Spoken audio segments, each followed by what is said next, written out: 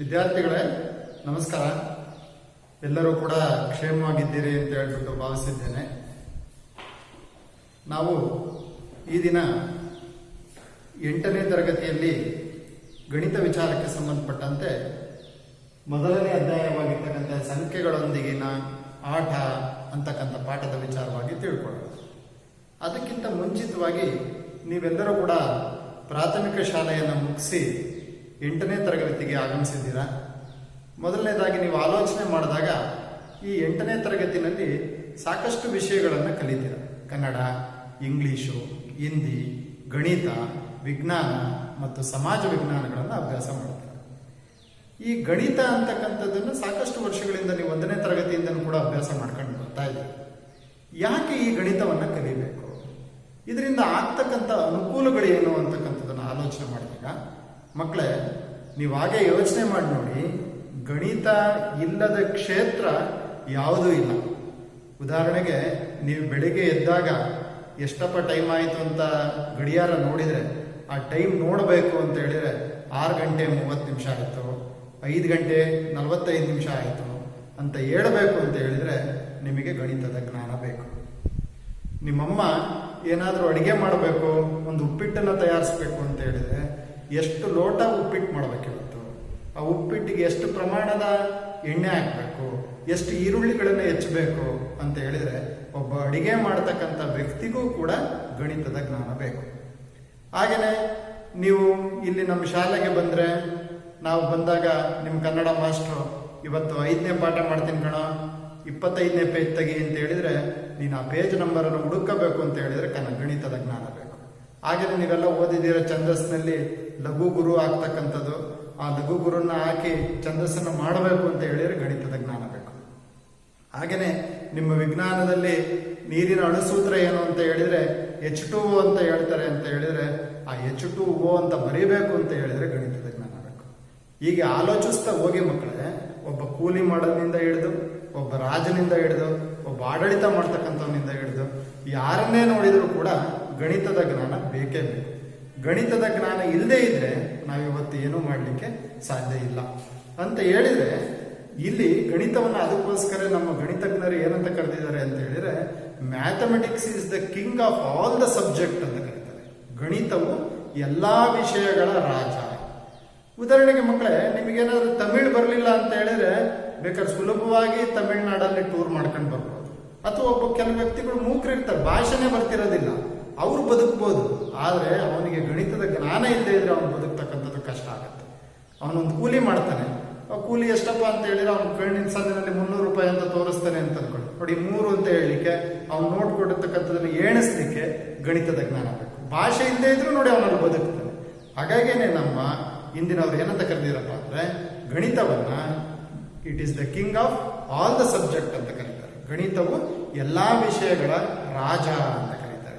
ಹಾಗಾಗಿ ನಾವಿವತ್ತು ಗಣಿತದಲ್ಲಿ ಒಂದು ವಿಶೇಷವಾಗಿರ್ತಕ್ಕಂಥ, ಒಂದು ಅತ್ಯಂತ ಆಸಕ್ತಿದಾಯಕವಾಗಿರ್ತಕ್ಕಂಥ, ಅತ್ಯಂತ ಖುಷಿಯನ್ನು ಕೊಡ್ತಕ್ಕಂಥ ಒಂದು ಪಾಠವನ್ನು ನೋಡೋಣ. ಅದು ಯಾವ್ದಪ್ಪ ಅಂತಂದ್ರೆ ಸಂಖ್ಯೆಗಳೊಂದಿಗಿನ ಆಟ. ಇದೇನು ಸರ್ ಇದು? ನಾವು ವಾಲಿಬಾಲ್ ತಗೊಂಡು ಆಟ ಆಡಿರೋದು ನೋಡಿದ್ವಿ, ಫುಟ್ಬಾಲ್ ತಗೊಂಡು ಆಟ ಆಡಿರೋದು ನೋಡಿದ್ವಿ, ಕ್ರಿಕೆಟ್ನಲ್ಲಿ ಬಾಲು ಬ್ಯಾಟ್ ಹಿಡ್ಕೊಂಡು ಆಟ ಆಡಿರೋದು ನೋಡಿದ್ವಿ. ಆದರೆ ಇಲ್ಲಿ ಈ ಸಂಖ್ಯೆಗಳೊಂದಿಗೆ ಹೇಗೆ ಆಟ ಆಡ್ಲಿಕ್ಕೆ ಬರುತ್ತೆ? ಸಾಧ್ಯನಾ? ಸಂಖ್ಯೆಗಳ ಜೊತೆ ಯಾವ ರೀತಿ ನಾವು ಆಟ ಆಡೋದು ಅಂತಕ್ಕಂಥದ್ದನ್ನ ನಾವು ನೋಡೋಣ ಮಕ್ಕಳೇ. ಹಾಗೆಯೇ ನಾವಿಲ್ಲಿ ಯೋಚನೆ ಮಾಡಿದಾಗ ಯಾವ ರೀತಿ ಆಟ ಆಡ್ತಕ್ಕಂಥದ್ದು ಅಂತಕ್ಕಂಥದ್ದನ್ನು ಯೋಚನೆ ಮಾಡಿದಾಗ ಇಲ್ಲಿ ಬೇರೆ ಬೇರೆ ಉದಾಹರಣೆಗಳನ್ನು ಕೊಡೋದ್ರ ಮುಖಾಂತರ ನಾನು ನೋಡ್ತೀನಿ. ನೀವು ಬೇರೆ ಬೇರೆ ವಿಭಿನ್ನ ಆಟಗಳನ್ನು ನೋಡಿದ್ರಿ. ಆ ಎಲ್ಲ ಆಟಗಳನ್ನು ಆಡಬೇಕು ಅಂದ್ರೆ ಏನಾದರೂ ಒಂದು ಪರಿಕರ ಅಥವಾ ಏನಾದರೂ ಒಂದು ಸಲಕರಣೆ ಬೇಕು. ಉದಾಹರಣೆಗೆ ಕ್ರಿಕೆಟ್ ಆಡಬೇಕು ಅಂದ್ರೆ ಬ್ಯಾಟು ಬಾಲ್ ಬೇಕು. ಹಾಗೇನೆ ನಾವು ಒಂದು ನಿಮಿಷ,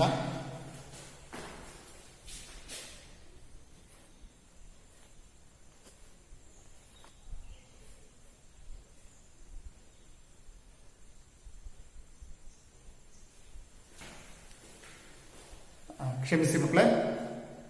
ಇಲ್ಲಿ ನಾವು ಏನೇ ಆಟ ಆಡಬೇಕು ಅಂದ್ರೆ ಸಲಕರಣೆಗಳು ಬೇಕು. ಬುಗುರಿ ಆಟ ಆಡಬೇಕು ಅಂದ್ರೆ ಬುಗುರಿ ಬೇಕು, ಚಿನ್ನಿ ದಾಂಡ್ ಆಟ ಆಡಬೇಕು ಅಂದ್ರೆ ಚಿನ್ನಿ ದಾಂಡ್ ಬೇಕು. ಹಾಗೆಯೇ ನೀವು ಮತ್ತೆ ಅದರಲ್ಲಿ ಆಟ ಆಡಿದ್ದೀರಾ? ಓಹೋ, ನೀವು ಹೊಸಬ್ರಲ್ವಾ? ಮೊಬೈಲಲ್ಲಿ ಆಟ ಆಡಿರ್ತಕ್ಕಂಥದ್ದು ಕೂಡ ಗೊತ್ತಿದೆ. ಮೊಬೈಲಲ್ಲಿ PUBG ಆಡಿದ್ದಾರೆ. ಮೊಬೈಲ್ ಆಟ ಆಡಬೇಕು ಅಂತ ಹೇಳಿದ್ರೆ, ಮೊಬೈಲಲ್ಲಿ ಏನಾದರೂ ಗೇಮ್ಸ್ಗಳನ್ನು ಆಡಬೇಕು ಅಂತ ಹೇಳಿದ್ರೆ ಮೊಬೈಲ್ ಬೇಕು. ಈ ರೀತಿನಲ್ಲಿ ನಾವು ಬೇರೆ ಬೇರೆ ರೀತಿಯಾಗಿರ್ತಕ್ಕಂಥ ಆಟಗಳನ್ನು ಆಡಿರ್ತಕ್ಕಂಥದ್ದು ನಮಗೆ ಗೊತ್ತಿದೆ. ಹಾಗಾದ್ರೆ ಸಂಖ್ಯೆಗಳ ಜೊತೆಗೆ ಹೆಂಗ್ ಸರ್ ಆಟ ಆಡೋದು? ನೀವು ಇವೆಲ್ಲ ಆಟಗಳನ್ನು ಹಿಂದೆ ಆಟ ಆಡಿದ್ದೀರಾ, ಆದರೆ ಗೊತ್ತಿಲ್ಲ. ಉದಾಹರಣೆಗೆ ನಾನೊಂದು ನಿಮಗೆ ಕುತೂಹಲಕಾರಿ ಆಗಿರ್ತಕ್ಕಂಥ ಒಂದು ಇದನ್ನು ಹೇಳ್ತೀನಿ. ಒಂದು ಒಗಟು ರೂಪದಲ್ಲಿ ಅಥವಾ ಒಂದು ಸಮಸ್ಯೆ ರೂಪದಲ್ಲಿ ಇರ್ತಕ್ಕಂಥದ್ದನ್ನ ಹೇಳ್ತೀನಿ. ನೀವೇನೇ ಅಲ್ಲಿ ಒಂದು ಪೆನ್ನು ಪೇಪರ್ನ ಇಟ್ಕೊಂಡು ಅಥವಾ ಬುದ್ಧಿವಂತರಾಗಿರ್ತಕ್ಕಂಥವ್ರ ಮನಸ್ಸಿನಲ್ಲೋ ಲೆಕ್ಕ ಮಾಡಿ ಹೇಳ್ಬೇಕು. ಉದಾಹರಣೆಗೆ ನಾನೊಂದು ಸಮಸ್ಯೆಯನ್ನು ಕೊಡ್ತೀನಿ ನೋಡಿ. ಈಗ ನಿಮ್ಮ ಮನಸ್ಸಿನಲ್ಲಿ ಒಂದು ಸಂಖ್ಯೆ ಇಟ್ಕೊಂಡ್ರೆ ಹಾಗೇನೆ ನೀವು ನಿಮ್ಮ ಮನಸ್ಸಿನಲ್ಲಿ ಯಾವ ಸಂಖ್ಯೆಯನ್ನು ಇಟ್ಕೊಂಡಿದ್ದೀರೋ ಅಷ್ಟೇ ಪ್ರಮಾಣದ ಸಂಖ್ಯೆಯನ್ನು ನಿಮ್ಮ ಸ್ನೇಹಿತನ ಒಂದು ಸಂಖ್ಯೆಯನ್ನು ಆ ಸಂಖ್ಯೆಗೆ ಕೂಡ್ಕೊಳ್ಳಿ. ಉದಾಹರಣೆಗೆ ನಾನು ಹೇಳ್ತಕ್ಕಂಥದ್ದು ಏನಪ್ಪ ಅಂದ್ರೆ, ನನ್ನ ಮನಸ್ಸಿನಲ್ಲಿ 5 ಅಂತ ಇಟ್ಕೊಂಡಿದ್ರೆ ನನ್ನ ಫ್ರೆಂಡಿಂದು ಕೂಡ 5 ಕೂಡ್ಕೋಬೇಕು. 5 + 5 10 ಆಯ್ತು. ಆ ರೀತಿನಲ್ಲಿ ನೀವು ಯಾವ್ದಾದ್ರು ಸಂಖ್ಯೆ ಇಟ್ಕೊಳ್ಳಿ, ನಿಮ್ಗೆ ಇಷ್ಟ ಬಂದಿದ್ದ ಸಂಖ್ಯೆ ಇಟ್ಕೊಳ್ಳಿ. ನೀವು ಯಾವ ಪ್ರಮಾಣದ ಸಂಖ್ಯೆ ಇಟ್ಕೊಂಡಿರ್ತಾರೋ ಅಷ್ಟೇ ಪ್ರಮಾಣದ ಸಂಖ್ಯೆಯನ್ನು, ನಿಮ್ಮ ಸ್ನೇಹಿತನ ಸಂಖ್ಯೆಯನ್ನು ನೀವು ಇಟ್ಕೊಂಡಿರ್ತಕ್ಕಂಥ ಸಂಖ್ಯೆ ಜೊತೆಗೆ ಕೂಡ್ಕೊಂಡ್ರೆ, ಈಗ ನನ್ನದೊಂದು ಸಂಖ್ಯೆ ಕೊಡ್ತೀನಿ ನಿಮಗೆ. ನಂದು ಒಂದು ಸಂಖ್ಯೆ 10. ಆ 10ನ್ನ ನೀವು ಕೂಡ್ಕೊಂಡಿರ್ತಕ್ಕಂಥ ಸಂಖ್ಯೆಗೆ ಕೂಡಿ. ಈಗ 3 ಸಂಖ್ಯೆ ಆಯ್ತು.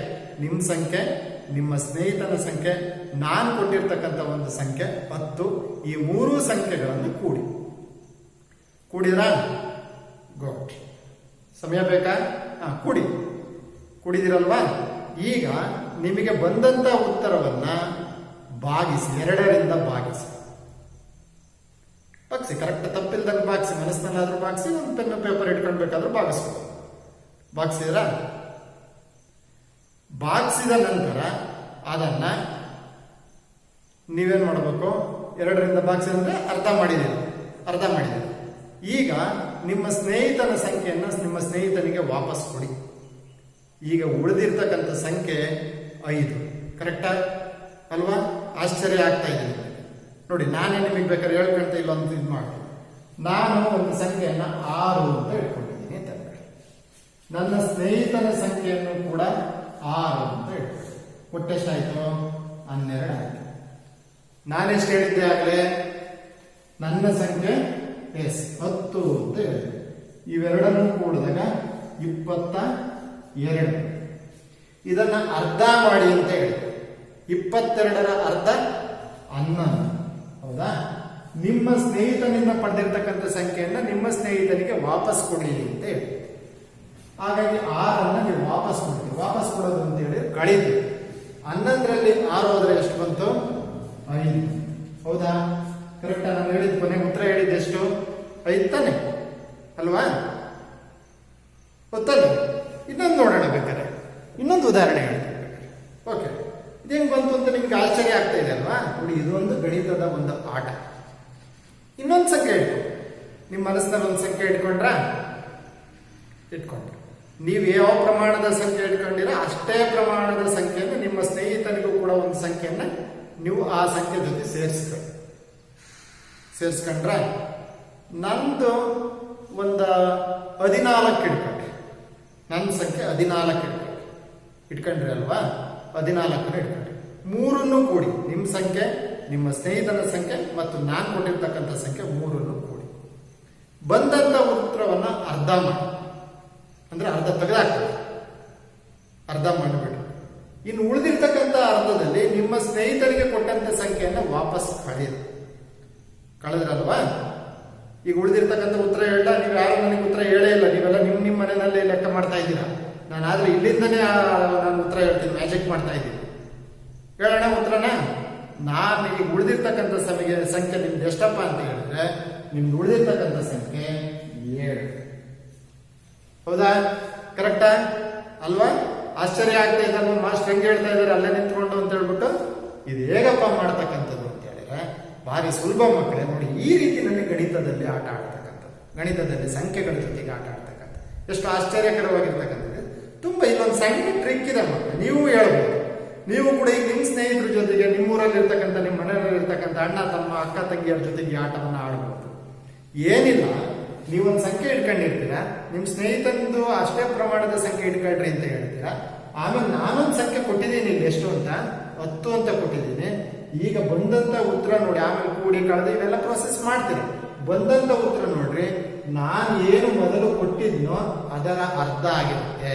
ಅಂದ್ರೆ 10 ಕೊಟ್ಟಿದ್ರೆ 5 ಆಗಿರುತ್ತೆ. ಎರಡನೇ ಸಮಸ್ಯೆ ಹೇಳಿದಾಗ ಎಷ್ಟು ಹೇಳಿದ್ದೆ ನನ್ನ ಸಂಖ್ಯೆ? 14 ಹೇಳಿದ್ದೆ ಅಲ್ವಾ. ನೋಡಿ ಈಗ ಬಂದಂತ ಉತ್ತರ ಕೊನೆಗೆ ಎಷ್ಟು ಹೇಳಿದೆ ನಾನು? 7 ಆಗಿರುತ್ತೆ.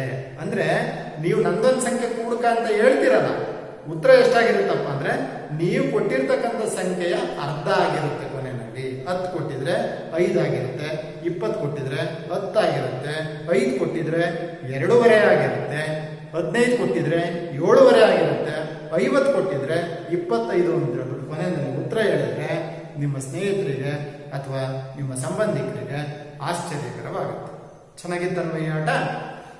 ಸೊ ಇದೇ ರೀತಿಯಲ್ಲಿ ಸಾಕಷ್ಟು ಆಟಗಳನ್ನು ನಾವು ಸಂಖ್ಯೆಗಳ ಜೊತೆಗೆ ಆಟ ಆಡಬಹುದು. ನಿಮ್ಮ ಮನೆಯಲ್ಲಿ ಈ ರೀತಿ ಆಟಗಳನ್ನು ನೀವು ಸಾಕಷ್ಟು ನೋಡಿದ್ದೀರ. ನೀವೆಲ್ಲ ಹೇಳಿದ್ರಿ, ಈಗ ಕ್ರಿಕೆಟ್ ಆಡ್ತೀವಿ, ನೀವು ರದ್ದಲ್ಲೆಲ್ಲ ಏನ್ ಮಾಡ್ತೀರಪ್ಪ ಅಂತ ಹೇಳಿದ್ರೆ ನಿಮ್ಮ ಫೇವ್ರೇಟ್ ಆಟ ಯಾವುದು? ಈಗೆಲ್ಲ IPL ಶುರು ಆಗ್ಬಿಟ್ಟಿದೆ.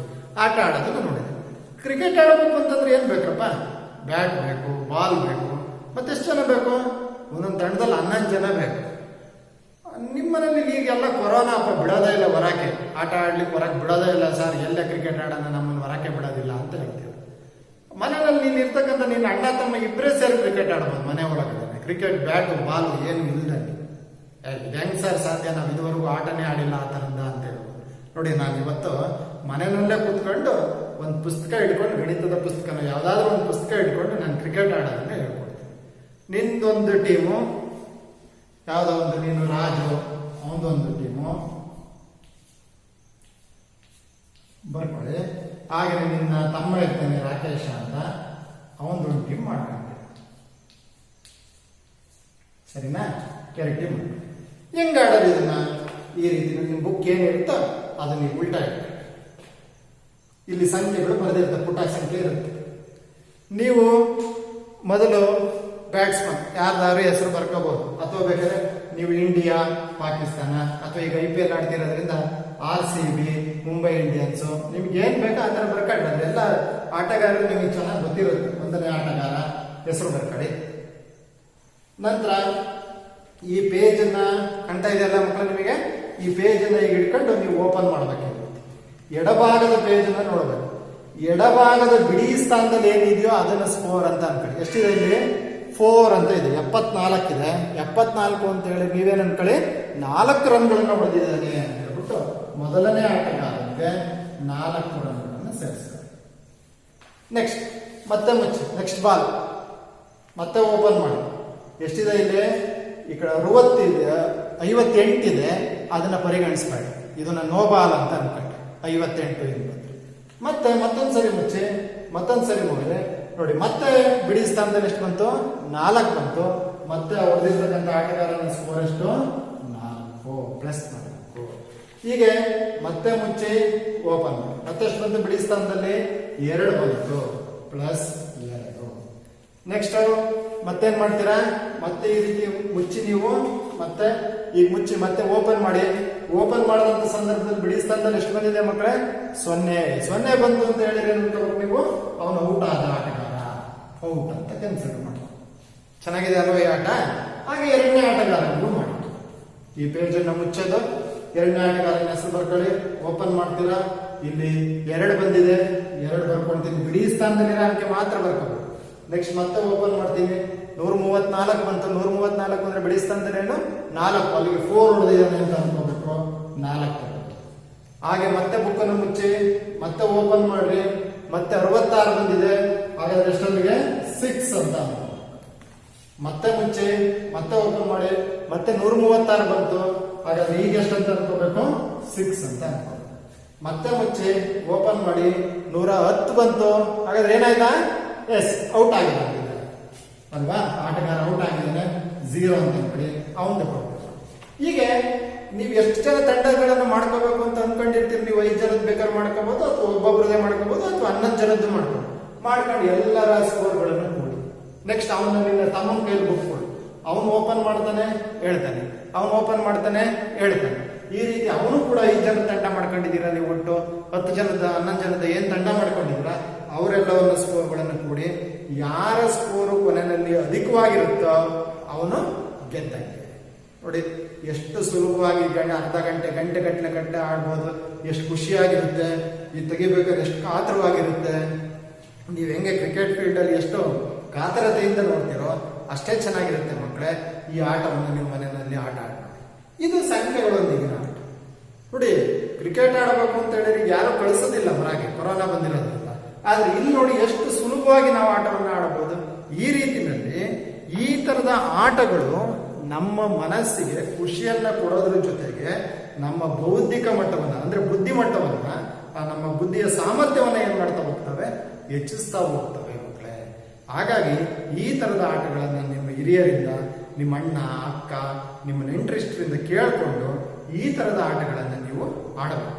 ಹಾಗೇನೆ ನಾವು ವಿದ್ಯಾಗಮ ಶಾಲಾ ತರಗತಿಗೆ ಬಂದಾಗ ಸರ್ ನೀವು 1-2 ಆಟ ಆಡೋದನ್ನ ಹೇಳ್ಕೊಟ್ಟಿದ್ರೆ ನಾವು ಕೂಡ 1-2 ಆಟಗಳನ್ನ ನಾವು ಕಲ್ತಿದ್ದೀವಿ, ನಮ್ಮ ಸ್ನೇಹಿತರಿಂದ ಕಲ್ತಿದ್ದೀವಿ, ಅಥವಾ ನಮಗೆ ಹಿಂದೆನೆ ಗೊತ್ತಿತ್ತು ನಮ್ಮ ಪ್ರೈಮರಿ ಶಾಲೆಯಲ್ಲಿ ನಮ್ಮ ಮಾಸ್ಟರ್ ಈ ತರದ ಆಟಗಳನ್ನ ಆಡೋದನ್ನು ತೋರಿಸ್ಕೊಟ್ಟಿದ್ರು ಸಂಖ್ಯೆ ಜೊತೆಗೆ ಅಂತಕ್ಕಂಥದ್ದನ್ನ ನನಗೆ ಬಂದಾಗ ನೀವು ಹೇಳ್ತೀರಲ್ವಾ?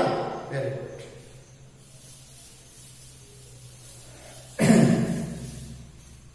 ಈ ರೀತಿ ಸಾಕಷ್ಟು ವಿಚಾರಗಳನ್ನ, ಸಾಕಷ್ಟು ಆಟಗಳನ್ನ ನಮ್ಮ ಜೊತೆಗೆ ಆಟ ಆಡ್ತಕ್ಕಂಥದ್ದು ನಿಮಗೆ ಗೊತ್ತಿರ್ತಕ್ಕಂಥ ವಿಚಾರ. ಈಗ ಮಕ್ಕಳೇ ನಾವು ಗಣಿತ ವಿಚಾರಕ್ಕೆ ಬಂದಾಗ ಇಲ್ಲಿ ಈ ಸಂಖ್ಯೆಗಳ ಜೊತೆಗೆ ಆಟ ಆಡಬೇಕಾದ್ರೆ ಕೆಲವು ಲೆಕ್ಕಗಳನ್ನು ಕೂಡ ನಾವು ಮಾಡಬೇಕಾಗುತ್ತೆ. ಯಾವುದು ಈ ಸಂಖ್ಯೆಗಳ ಜೊತೆಗೆ ಆಟ ಆಡ್ತಕ್ಕಂಥದ್ದು ಯಾವ ರೀತಿ ಎಷ್ಟು ಖುಷಿಯನ್ನ ಕೊಡುತ್ತೋ ಈ ರೀತಿ ಬೇರೆ ಬೇರೆ ರೀತಿಯಾಗಿರ್ತಕ್ಕಂಥ ಪರಿಕಲ್ಪನೆ ಇರ್ತಕ್ಕಂಥ ಆಟಗಳಿದ್ದಾವೆ. ನೀವೆಲ್ಲ ಇನ್ನೂ ಒಂದು ಉದಾಹರಣೆ ಹೇಳ್ಬೇಕು ಅಂತ ಹೇಳಿದ್ರೆ, ನಿಮ್ಮ ಮನೆಗಳಲ್ಲಿ ನಿಮ್ಮ ಅಜ್ಜ ಅಜ್ಜಿ ಇದ್ದರು ಕೇಳ್ತಿರ್ತಾರೆ, ನೋಡಪ್ಪ ಒಬ್ಬ ರಾಜನ ತಗೊಂಡೋಗಿ ರಾಕ್ಷಸ ಕೂಡಾಕಿರ್ತಾನಂತೆ, ಬರೀ 7 ಸುತ್ತಿನ ಕೋಟೆ ಅಂತ, ಅದು ಇಷ್ಟು 7 ಸುತ್ತಿನ ಕೋಟೆ ಅಂತೆ. 1ನೇ ಸುತ್ತು, 2ನೇ ಸುತ್ತು, 3ನೇ ಸುತ್ತು, 7 ಸುತ್ತಿರುತ್ತಂತೆ. ಆಗ ಇಲ್ಲಿ ತಗೊಂಡೋಗಿ ರಾಜಕುಮಾರಿನ ಕೂಡಾಕಿರ್ತಾರೆ. ಪ್ರತಿಯೊಂದು ಬಾಗಿಲಿನಲ್ಲೂ, ಕೋಟೆಯ ಬಾಗಿಲಿನಲ್ಲೂ ಕೂಡ ಒಬ್ಬೊಬ್ಬ ಕಾವಲುಗಾರ ಇರ್ತಾರೆ. 7ನೇ ಇದರಲ್ಲೂ ಕೂಡ ಒಂದು ಕಾವಲುಗಾರ ಇರ್ತಾರೆ. ಆ ರಾಜಕುಮಾರಿಯನ್ನ ಬಿಡಿಸ್ಕೊಂಡು ಹೋಗ್ಲಿಕ್ಕೆ ರಾಜಕುಮಾರ ಬರ್ತಾನಂತೆ. ಈ 7ನೇ ಇದರಲ್ಲಿ ಬಂದಂತವನು ಹೇಳ್ತಾನಂತೆ, ನೀನು ಹೋಗಿ ಬಿಡಿಸ್ಕೊಂಡ್ಬರ್ಬೇಕು ಅವಳನ್ನ ಅಂತ ಹೇಳಿದ್ರೆ, ಅಲ್ಲಿ ಒಳಗಡೆ ನಿಂಬೆಹಣ್ಣಿನ ರಾಶಿ ಇರುತ್ತೆ. ಆ ನಿಂಬೆಹಣ್ಣಿನ ರಾಶಿನಲ್ಲಿ ನೀನು ಏನ್ ತಂದಿರ್ತೀಯೋ ಅದರಲ್ಲಿ ಅರ್ಧ ಕೊಟ್ಟು ಹೋಗ್ಬೇಕು ನನಗೆ. ನೀನು ಕೊನೆಗೆ ಹೋಗ್ತಾ ನನಗೆ 1 ನಿಂಬೆಹಣ್ಣನ್ನು ಕೊಡಬೇಕು. ಅಂದ್ರೆ ನೀನು ಎಷ್ಟು ತಂದಿರ್ತೀಯೋ ಅದರಲ್ಲಿ, ಅಂದ್ರೆ 2 ತಂದಿರ್ಬೇಕು, ನೀವು 1 ಕೊಟ್ಟೋಗ್ಬೇಕು. ನೀನು ತಂದಿರೋದ್ರಲ್ಲಿ ಅರ್ಧ ಕೊಟ್ಟು ಹೋಗ್ಬೇಕು ಅಂತ, ಅರ್ಧ ಪಾಲನ್ನ ನನಗೆ ಕೊಟ್ಟು ಹೋಗ್ಬೇಕು ಅಂತ ಹೇಳ್ತಾರೆ.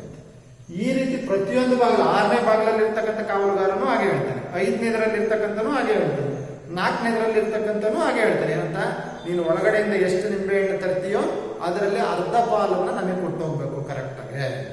ಕೊನೆಯಲ್ಲಿ ಮಾತ್ರ ಏನ್ ಹೇಳಿದಾನೆ, ಒಂದೇ 1 ನಿಂಬೆಹಣ್ಣು ಕೊಟ್ಟು ಹೋಗ್ಬೇಕು ನನಗೆ. ಅದಕ್ಕಿಂತ ಜಾಸ್ತಿ ತಂದ್ರು ನಾನು ನಿನ್ನ ಬಿಡಲ್ಲ, ಕಡಿಮೆ ತಂದ್ರು ಬಿಡೋದಿಲ್ಲ ಅಂತ ಹೇಳ್ತಾರೆ. ಹಾಗಾದ್ರೆ ಆ ವ್ಯಕ್ತಿ ರಾಜಕುಮಾರಿಯನ್ನು ಕೂಡ ಕರ್ಕೊಂಡು ಎಷ್ಟು ನಿಂಬೆಹಣ್ಣುಗಳನ್ನ ತೆಗೆದುಕೊಂಡು ಹೋದ್ರೆ ಕರೆಕ್ಟಾಗಿ 7ನೇ ಡೋರ್ನಲ್ಲಿರ್ತಕ್ಕಂಥ ಕಾವಲುಗಾರನಿಗೆ ಎಷ್ಟು 1 ನಿಂಬೆಹಣ್ಣ ಕೊಡ್ಲಿಕ್ಕೆ ಸಾಧ್ಯ ಆಗತ್ತೆ ಅಂತಕ್ಕಂಥದ್ದನ್ನ ನೀವು ಲೆಕ್ಕ ಹಾಕಿ ನನಗೆ ಹೇಳ್ಬೇಕು. ಹೇಳ್ತಿರಲ್ವಾ? ಆನಂತರ ಫೋನ್ ಮಾಡಿಬಿಟ್ಟು ಅಥವಾ ವಿದ್ಯಾಗಮ ತರಗತಿಗೆ ನಿಮ್ಮ ಮನೆಗೆ ಭೇಟಿ ನೀಡಿದಂಥ ಸಂದರ್ಭದಲ್ಲಿ ನನಗೆ ಹೇಳ್ಬೇಕು. ನೋಡಿ ಮಕ್ಕಳೇ, ಈ ರೀತಿನಲ್ಲಿ ನೋಡಿ, ಈಗ ನಾವು ನೋಡ್ಕೊಂಡ್ವಿ ಸಂಖ್ಯೆ ಜೊತೆಗೆ ಫಸ್ಟ್ ನೀವು ಏನ್ ಅನ್ಕೊಂಡಿದ್ರಿ, ಸರ್ ಇದು ಹೆಂಗ್ ಸರ್ ಸಂಖ್ಯೆ ಜೊತೆಗೆ ಆಟ ಆಡಕ್ ಬರುತ್ತೆ, ಸಾಧ್ಯನಾ ಅಂತ ಅನ್ಕೊಂಡಿದ್ರೆ, ಈಗ ನಿಮಗೆ 2-3 ಉದಾಹರಣೆಗಳಿಂದ ಗೊತ್ತಾಯ್ತು ಸಂಖ್ಯೆಗಳ ಜೊತೆಗೂ ಕೂಡ ನಾವು ಆಟವನ್ನ ಸುಲಭವಾಗಿ ಆಡಬಹುದು. ಹಾಗೆಯೇ ಸಂಖ್ಯೆಗಳು ಅಂದ ತಕ್ಷಣ ನೀವು ಬೇರೆ ಬೇರೆ ರೀತಿಯಾಗಿರ್ತಕ್ಕಂಥ ಸಂಖ್ಯೆಗಳ ಬಗ್ಗೆ ಈಗಾಗಲೇ ಅಧ್ಯಯನ ಮಾಡಿದ್ದೀರಿ. ಯಾವ್ಯಾವ ರೀತಿಯ ಸಂಖ್ಯೆಗಳನ್ನು ಅಧ್ಯಯನ ಮಾಡಿದ್ದೀರಾ? ಏನಾದ್ರೂ ಜ್ಞಾಪಕ ಇದೆಯಾ ಹೇಳಿ? ಎಸ್, ಸ್ವಾಭಾವಿಕ ಸಂಖ್ಯೆಗಳು, ಪೂರ್ಣ ಸಂಖ್ಯೆಗಳು, ಪೂರ್ಣಾಂಕಗಳು, ಈ ರೀತಿಯಾಗಿರ್ತಕ್ಕಂಥ ಬೇರೆ ಬೇರೆ ಭಾಗಲಬ್ಧ ಸಂಖ್ಯೆಗಳು, ಈ ರೀತಿಯಾಗಿರ್ತಕ್ಕಂಥ ಸಂಖ್ಯೆಗಳ ಬಗ್ಗೆ ಅಧ್ಯಯನ ಮಾಡಿದ್ದೀವಿ. ಈಗ ಸಂಕ್ಷಿಪ್ತವಾಗಿ ನೀವು ಕಲ್ತಿರ್ತಕ್ಕಂಥ ಕೆಲವು ಸಂಖ್ಯೆಗಳ ಬಗ್ಗೆ ತಿಳ್ಕೊಂಡು ನಾವು ಮುಂದಕ್ಕೆ ಹೋಗೋಣ.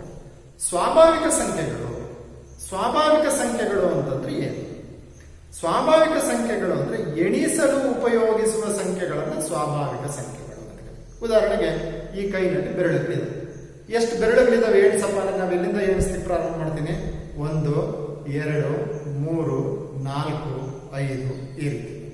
ಅಂದ್ರೆ ಎಣಿಸಲು ಉಪಯೋಗಿಸುವ ಸಂಖ್ಯೆಗಳನ್ನು ಸ್ವಾಭಾವಿಕ ಸಂಖ್ಯೆಗಳು ಅಂತ ಕರಿತೀವಿ. ಅಂದ್ರೆ counting numbers are called natural numbers ಅಂತ ಕರೀತಾರೆ ಮಕ್ಕಳ. ಎನ್ ಅನ್ನ ಸಂಖ್ಯೆ ಅಂತ ಸೂಚಿಸ್ತೀವಿ.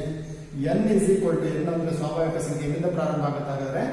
1 2 3 4 5 6 ಈ ರೀತಿ ಎಣಿಸ್ಕೊಂತ ಹೋಗ್ತಾನೆ ಇರಬಹುದು. ಎಷ್ಟಿದಾವೆ ಇವು? ಹೇಳಲಿಕ್ಕೆ ಬರೋದಿಲ್ಲ.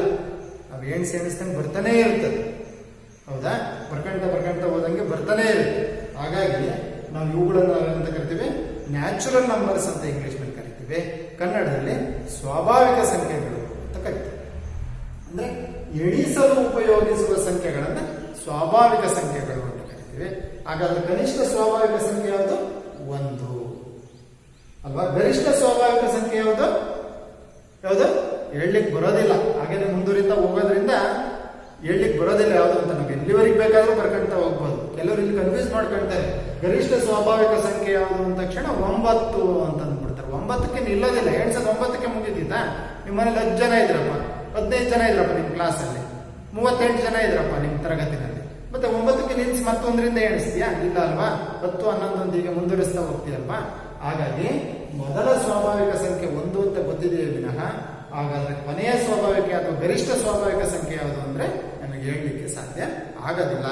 ಇಂಥದನ್ನು ನಾವೆಂತ ಕರಿತೀವಿ? ಸ್ವಾಭಾವಿಕ ಸಂಖ್ಯೆಗಳು ಅಂತ ಕರಿತೀವಿ. ಮುಂದಿನ ಸಂಖ್ಯೆ ಮಕ್ಕಳ, ಈ 3 ವಿಧಗಳನ್ನು ಮಾತ್ರ ಪರಿಚಯ ಮಾಡಿಬಿಟ್ಟು ನಾನು ಮುಂದಿನ ಹಂತದಲ್ಲಿ ನಿಮಗೆ ಮತ್ತೆ ಬಂದಾಗ ಹೇಳ್ತೀನಿ ಅಂತ. ಮುಂದಿನ ಸಂಖ್ಯೆ ವಿಧ ಯಾವ್ದಪ್ಪ ಅಂದ್ರೆ ಪೂರ್ಣ ಸಂಖ್ಯೆ. ಪೂರ್ಣ ಸಂಖ್ಯೆಗಳನ್ನ ನಾವು ಇಂಗ್ಲಿಷ್ನಲ್ಲಿ ಹೋಲ್ ನಂಬರ್ಸ್ ಅಂತ ಕರಿತೀವಿ. ಹೋಲ್ ನಂಬರ್ಸ್ ಅಂತ ಕರಿತೀವಿ. ಹಾಗಾಗಿ ಇದನ್ನ W ಅಂತ ಸಂಖ್ಯೆಯಿಂದ ಸೂಚಿಸ್ತೀವಿ. ಹಾಗಾದ್ರೆ ಪೂರ್ಣ ಸಂಖ್ಯೆಗಳು ಅಂದ್ರೇನು? ಸ್ವಾಭಾವಿಕ ಸಂಖ್ಯೆಗಳು ಮತ್ತು 0ಯನ್ನು ಒಳಗೊಂಡಿರುವ ಗಣವನ್ನ ಪೂರ್ಣ ಸಂಖ್ಯೆಗಳು ಅಂತ ಕರಿತೀವಿ. ಅಂದ್ರೆ ಇಲ್ಲೇನೇನು ಬಂತು? 0 ಬಂತು, 1 ಬಂತು, 2 3 4 5 ಈ ರೀತಿ ಮುಂದಾಯ್ತು. ಇದನ್ನೆಂತ ಕರಿತೀವಿ? ಪೂರ್ಣ ಸಂಖ್ಯೆಗಳು, ಹೋಲ್ ನಂಬರ್ಸ್ ಅಂತ ಕರೆಯೋದ್ರಿಂದ W ಅಂತ ಸೂಚಿಸ್ತೀವಿ. 0 ಮತ್ತು ಸ್ವಾಭಾವಿಕ ಸಂಖ್ಯೆಗಳನ್ನು ಹೊಂದಿರುವ ಗಣವನ್ನ ಪೂರ್ಣ ಸಂಖ್ಯೆಗಳು ಅಂತ ಕರಿತೀವಿ. ಹಾಗಾದ್ರೆ ಮುಂದಿನ ವಿಧಾನ ಯಾವುದು? ಪೂರ್ಣಾಂಕಗಳು. ಪೂರ್ಣಾಂಕಗಳು ಅಂತಂದ್ರೆ ಏನಪ್ಪಾ ಅಂದ್ರೆ ಇಂಟೀಜರ್ಸ್ ಅಂತ ಕರೀತಾರೆ ಇಂಗ್ಲಿಷ್. ಇಂಟೀಜರ್ಸ್ ಅಂತ ಕರೀತಾರೆ. ಏನೇನೆಲ್ಲ ಬರುತ್ತೆ ಇಲ್ಲಿ? 0 ಬರುತ್ತೆ, ಸ್ವಾಭಾವಿಕ ಸಂಖ್ಯೆಗಳು ಬರುತ್ತವೆ, ಹಾಗೆ ಸ್ವಾಭಾವಿಕ ಸಂಖ್ಯೆಯ ವಿರುದ್ಧ ಚಿಹ್ನೆಯುಳ್ಳ ಸಂಖ್ಯೆಗಳು -1 -2 -3 ಈ ರೀತಿ. ಈ ತರದ ಸಂಖ್ಯೆಗಳನ್ನು ನಾವೇಂತ ಕರಿತೀವಿ? ಪೂರ್ಣಾಂಕಗಳು ಅಂತ ಕರಿತೀವಿ.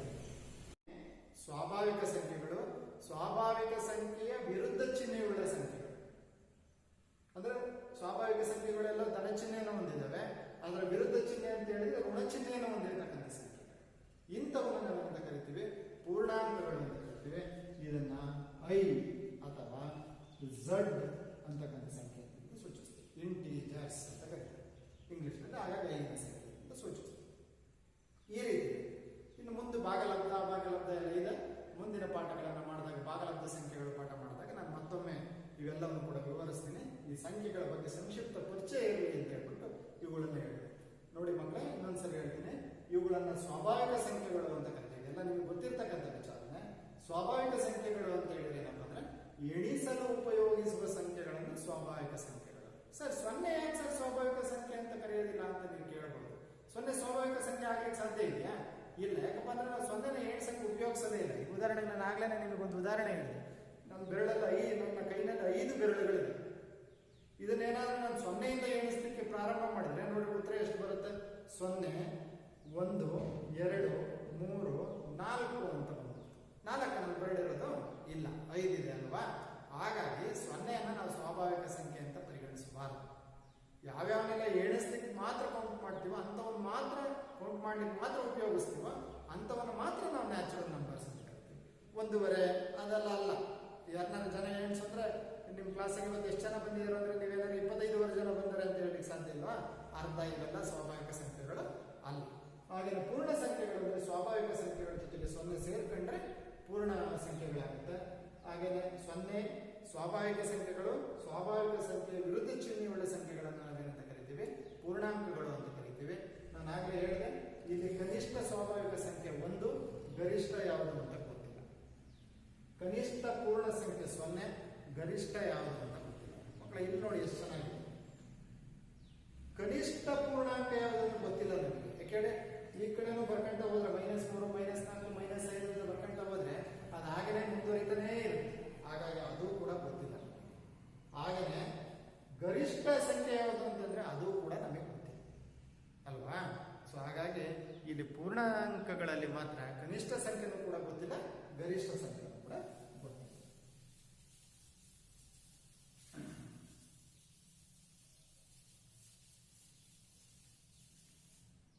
ಮುಂದಿನ ವಿಚಾರ ಏನಪ್ಪಾ ಅಂತ ಹೇಳಿದ್ರೆ ಸಂಖ್ಯೆಗಳ ವಿಸ್ತೃತ ರೂಪ.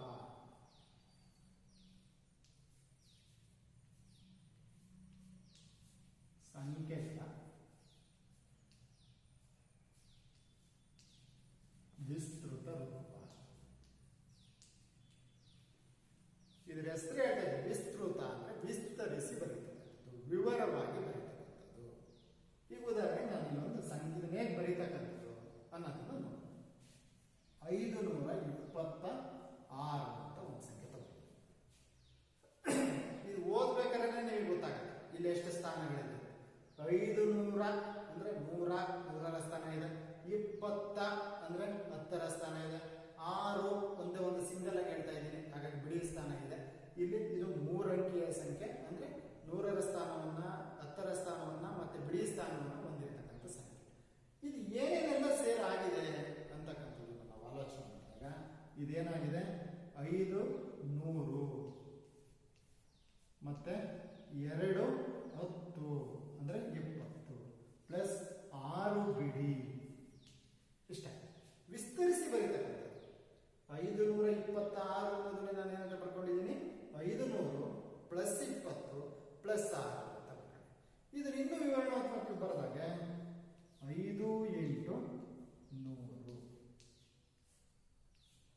ಪ್ಲಸ್ 2 ಅನ್ನೋದು ಯಾವ ಸ್ಥಾನದಲ್ಲಿದೆ? 10ರ ಸ್ಥಾನದಲ್ಲಿರೋದ್ರಿಂದ 2 × 10 ಪ್ಲಸ್ 6 × ಬಿಡಿ ಸ್ಥಾನ ಅಂದ್ರೆ 1. ಈ ರೀತಿ ಬರೀತಕ್ಕಂಥದನ್ನ ಸಂಖ್ಯೆಗಳ ವಿಸ್ತೃತ ರೂಪ ಅಂತ ಕರೀತಾರೆ. ಇದನ್ನು ನೀವೆಲ್ಲ ಹಿಂದಿನ ತರಗತಿಯಲ್ಲಿ ಕೆಲವು ಇನ್ನೂ ಮುಂದಿನ ಮಟ್ಟಕ್ಕೆ ಬರೀತಕ್ಕಂಥ ನಾವು ದಶಮಾಂಶ ಪದ್ಧತಿಯನ್ನು ಉಪಯೋಗಿಸ್ತಾ ಇರೋದ್ರಿಂದ ಇನ್ನು ಮುಂದಕ್ಕೆ ಬರೀತಕ್ಕಂಥದ್ದನ್ನು ನೋಡಿದ್ವಿ. ಹೇಗಪ್ಪ ಅಂತ ಹೇಳಿದ್ರೆ 5 × 10 ಪ್ಲಸ್ 2 × 10 ಪ್ಲಸ್ 6 × 10 ಅಂತ ಬರ್ಕೊಂಡು ಈ 10ರ ಘಾತದ ಸಂಖ್ಯೆ ಏನಿದೆ, ಘಾತಾಂಕ 0 ಕೊಡೋದು ಬಿಡಿ ಸ್ಥಾನದಲ್ಲಿ ಇರೋದಕ್ಕೆ, 10ರ ಸ್ಥಾನದಲ್ಲಿ ಇರೋದಕ್ಕೆ 1 ಕೊಡಬೇಕು, ಇದಕ್ಕೆ 2 ಕೊಡಬೇಕು. ನೋಡಿ ಇದ್ರ ಬೆಲೆನಲ್ಲಿ ಏನಾದ್ರು ವ್ಯತ್ಯಾಸ ಆಗಿದೆಯೇನೋ? ವ್ಯತ್ಯಾಸ ಆಗಿಲ್ಲ. ಯಾಕೆ? 10ರ ಘಾತ 2 ಅಂದ್ರೆ 10 ಸ್ಕ್ವೇರ್ ಅಂದ್ರೆ 10ನ್ನ 2 ಸರಿ ಗುಣಿಸೋದ್ರೆ 10 100 ಅಷ್ಟೇ ಬರುತ್ತೆ. 10ರ ಘಾತ 1 ಅಂದ್ರೆ 10ನೇ ಬರುತ್ತೆ. 10ರ ಘಾತ 0 ಅಂದ್ರೆ ನಮ್ಮೆಲ್ಲರಿಗೂ ಕೂಡ ಗೊತ್ತಿದೆ, ಯಾವುದೇ ಸಂಖ್ಯೆಯ ಘಾತ 0 ಆದ್ರೆ ಅದರ ಬೆಲೆಯನ್ನ 1 ಅಂತ ಕರೀತೇವೆ. ಇದನ್ನ ನಾವು ಸಂಖ್ಯೆಗಳ ವಿಸ್ತೃತ ರೂಪ ಅಂತ ಕರೀತೇವೆ. ಅರ್ಥ ಆಯ್ತಾ ಮಕ್ಕಳ? ಕೊಟ್ಟಿರ್ತಕ್ಕಂಥ ಸಂಖ್ಯೆಯನ್ನು ವಿಸ್ತರಿಸಿ ಬರೀತಕ್ಕಂಥದ್ದು. ಈಗ ಹೇಗೆ ನೀವು ಕನ್ನಡದಲ್ಲಿ ಉದಾಹರಣೆಗೆ ಗಿರೀಶ ಅನ್ನೋ ಪದ ಇದೆ. ನಿಮ್ಮಲ್ಲೆಲ್ಲ ನಿಮ್ಮ ಕನ್ನಡ ಸರ್ಗಳು ಮೇಡಮ್ಗಳು ನಿಮಗೆಲ್ಲ ಹೇಳಿಕೊಡ್ತಾರೆ ಗಿರೀಶ ಅನ್ನೋ ಪದ ಯಾವ ಯಾವ ಪದದಿಂದ ಆಗಿದೆ. ಗಿರಿ ಪ್ಲಸ್ ಈಶಾ, ನೀವು ಸಂಧಿ ಮಾಡ್ಬೇಕಾದ್ರೆ ಅದನ್ನು ಬಿಡ್ಸ್ ಬರೀತಾರೆ. ಗಿರಿ ಪ್ಲಸ್ ಈಶಾ ಅಂತ ಬರೀತಾರೆ. ಮತ್ತೆ ಮುಂದುವರಿಸಿ ಬರೀದ್ರೆ ಗಿರಿ ಅನ್ನೋ ಪದ ಯಾವ್ಯಾವುದರಿಂದ ಆಗಿದೆ. ಹಂಗೆ ನಾವು 526 ಅಂತಕ್ಕಂಥದ್ದು ಯಾವ ಯಾವ ಸ್ಥಾನ ಬೆಲೆಯ ಸಂಖ್ಯೆಗಳಿಂದ ಆಗಿದೆ ಅಂತಕ್ಕಂಥದ್ದನ್ನು ಸೂಚಿಸಲಿಕ್ಕೆ ಅದರ ವಿಸ್ತೃತ ರೂಪ ಅಂತ ಕರೀತೀವಿ. 526 ಇನ್ನೊಂದ್ಸರಿ ಹೇಳ. 526 500, ಯಾಕೆ 100ರ ಸ್ಥಾನದಲ್ಲಿ ಇರೋದ್ರಿಂದ 500, 2 10, 6 ಬಿಡಿ. ನಿಮ್ಮ ಹತ್ರ 526 ರೂಪಾಯಿ ನೋಟ್ ಇದೆ ಅಂತ ಹೇಳಿದ್ರೆ ಗೊತ್ತಾಗುತ್ತೆ. 5ರ ನೋಟು ಅಥವಾ 100 ರೂಪಾಯಿನ 5 ಇದ್ದಾವೆ, ಆ ರೀತಿ ಬೇಕಾದ್ರೂ ನಾವು ಅರ್ಥ ಮಾಡ್ಕೋಬಹುದು. ಅಥವಾ 10 ರೂಪಾಯಿ ನಾವು 2 ಇದ್ದಾವೆ, 1 ರೂಪಾಯಿ ನಾವು 6 ಇದ್ದಾವೆ, ಇವೆಲ್ಲವನ್ನು ಕೂಡಿದ್ರೆ ಎಷ್ಟಾಗುತ್ತೆ ಮಕ್ಕಳೇ? 526 ಆಗುತ್ತಲ್ವಾ? 100 ರೂಪಾಯಿನ ನೋಟು 5 ಇದೆ, 10 ರೂಪಾಯಿ ನಾವು 2 ಇದೆ, 1 ರೂಪಾಯಿ ನಾವು ಕಾಯಿನ್ 6 ಇದೆ. 3 ಕೂಡ್ರಿ ಸುಲಭ ದುಡ್ಡಿಂದಾದ್ರೆ ಬೇಗ ಲೆಕ್ಕಾಚಾರ ಸುಲಭ ಗೊತ್ತಾಗತ್ತಲ್ವಾ? 526 ಅಂತ ಹೆಂಗೆ ಹೇಳ್ತೀರೋ ಅದೇ ರೀತಿ ನಾನು ಇಲ್ಲಿ ಬಿಡಿಸಿರ್ತಕ್ಕಂಥದ್ದು. ಇದನ್ನು 5 × 100 ಅಂತ ಬರೆದೆ, 2 × 10 ಅಂತ ಬರೆದ್ವಿ, 6 × 1 ಅಂತ ಬರ್ಕೊಂಡ್ವಿ. ನೀವು ಇಲ್ಲಿಗೆ ಬೇಕಾದ್ರೆ ನಿಲ್ಲಿಸ್ಕೊಂಡು ನಿಮಗೆ ಇನ್ನೂ ಹೆಚ್ಚಿನ ವಿಚಾರ ಗೊತ್ತಾಗಿರಲಿ ಅಂತ ಹೇಳ್ಬಿಟ್ಟು ಅದನ್ನು ಘಾತಾಂಕ ರೂಪದಲ್ಲಿ ಬರೆದಾಗ 5 × 10 ಘಾತ ಬರ್ಕೊಳ್ಳಿ, 5 × 10, 2 × 10, 6 × 10 ಅಂತ ಬರ್ಕೊಂಡು ಬಿಡಿ ಸ್ಥಾನದಿಂದ ಅವಕ್ಕೆ ಘಾತ ಸೂಚಿಯನ್ನು 0 ನೀಡ್ತಾ ಹೋಗಿ 0, 1, 2. ಅರ್ಥ ಆಯ್ತಲ್ಲ ಮಕ್ಕಳ? ಬರ್ಕೊಳ್ತೀರಾ? ಬರ್ಕೊಳ್ಳಿ. ಅಥವಾ ನೀವು ಸ್ಕ್ರೀನ್ ಶಾಟ್ ಅನ್ನು ಮಾಡಿಬಿಟ್ಟು ಬೇಕಾದ್ರೂ ನೀವು ನೋಡ್ಕೋಬಹುದು ಏನ್ ಬಂದಿದೆ ಅಂತಕ್ಕಂಥದ್ದು. ಬರ್ಕೋಬಹುದು, ಸುಲಭವಾಗಿ ಬರ್ಕೋಬಹುದು. ಲೆಕ್ಕ ಮಾಡ್ತಾನೆ ಬರ್ಕೋಬಹುದು. ಈಗ ಕೇಳಿಸ್ಕೊಳ್ಳಿ ಲೆಕ್ಕ ಮಾಡ್ಬೇಕಾದ್ರೆ, ಆ ನಂತರ ನಿಮಗೆ ಸಮಯ ಕೊಡ್ತೀನಿ ಬರ್ಕೊಂಡು. ಬರ್ಕೊಂಡ್ರಲ್ವಾ? ಓಕೆ, ಮುಂದಕ್ಕೆ ಹೋಗೋಣ. ಹಾಗೆ ನಿಮಗೊಂದು ಲೆಕ್ಕ 6547 ವಿಸ್ತರಿಸಿ ಬರೆಯಿರಿ ಅಥವಾ ವಿಸ್ತೃತ ರೂಪದಲ್ಲಿ ಬರೆಯಿರಿ ಅಂತ ಹೇಳ್ತೀವಿ. ಮಾಡ್ತೀರಾ ನೀವು? ಮಾಡಿ. ನಿಮ್ಮ ಜೊತೆಗೆ ನಾನು ಕೂಡ ನೀವು ಬೇಕಾದ್ರೆ ಮೊಬೈಲಿನ ಪಾಸ್ ಮಾಡಿಬಿಟ್ಟು ನೀವೇ ಮಾಡಿ ಆಮೇಲೆ ಮಾಸ್ಟರ್ ಹೆಂಗ್ ಮಾಡಿದ್ದಾರೆ ಅಂತ ನೋಡ್ಕೋಬಹುದು. ನೋಡಿ, ಈ 6547 ಇಲ್ಲಿ 4 ಸ್ಥಾನಗಳಿದೆ. ಬಿಡಿ ಸ್ಥಾನ, 10ರ ಸ್ಥಾನ, 100 ಸ್ಥಾನ ಮತ್ತು 1000ರ ಸ್ಥಾನ. 1000 ಎಷ್ಟಿದಾವಪ್ಪ? 6 ಇದೆ. ಹಾಗಾದ್ರೆ ಇದನ್ನ ಏನಂತ ಬರೀಬಹುದು ಮಕ್ಕಳೇ? 6000 ಪ್ಲಸ್ 100 ಎಷ್ಟಿದಾವೆ? ಎಸ್, ವೆರಿ ಗುಡ್, 5 ಇದಾವೆ. ಹಾಗಾಗಿ ಏನಂತ ಬರೀಬಹುದು? 500 ಪ್ಲಸ್ 10 ಎಷ್ಟಿದಾವೆ? 4 ಇದಾವೆ. ಹಾಗಾಗಿ 40. ಹಾಗಾದ್ರೆ ಬಿಡಿ ಸ್ಥಾನದಲ್ಲಿ ಏನಿದೆ? 7 ಇದೆ. ಹಿಂಗೂ ಮಾಡ್ಬೋದು ನೀವು. ಇನ್ನೂ ಸುಲಭ ಇನ್ನೊಂದು ನಿಮಗೊಂದು ಮೆಥಡ್ ಹೇಳ್ಕೊಡ್ತೀನಿ ಅಂದ್ರೆ 6 ಇದೆ. 6 ಮುಂದೆ ಎಷ್ಟು ಸಂಖ್ಯೆ ಇದಾವೆ ಅಷ್ಟು 0. 3 ಸಂಖ್ಯೆ ಇದ್ದು 3 0. 5 ಇದೆ 100ರ ಸ್ಥಾನದಲ್ಲಿ, ಅದ್ರ ಮುಂದೆ ಎಷ್ಟು ಸಂಖ್ಯೆ ಇದಾವೆ? 2 ಇದಾವೆ. ಹಾಗಾಗಿ 2 0. 4ರ ಮುಂದೆ ಎಷ್ಟು ಸಂಖ್ಯೆ ಇದೆ? ಒಂದೇ ಇದೆ. 4ರ ಮುಂದೆ 1 0. 7ರ ಮುಂದೆ ಎಷ್ಟು ಸಂಖ್ಯೆ ಇದಾವೆ? ಯಾವುದೂ ಇಲ್ಲ. ಹಾಗಾಗಿ ಯಾವುದೇ 0 ಹಾಕಿಲ್ಲ.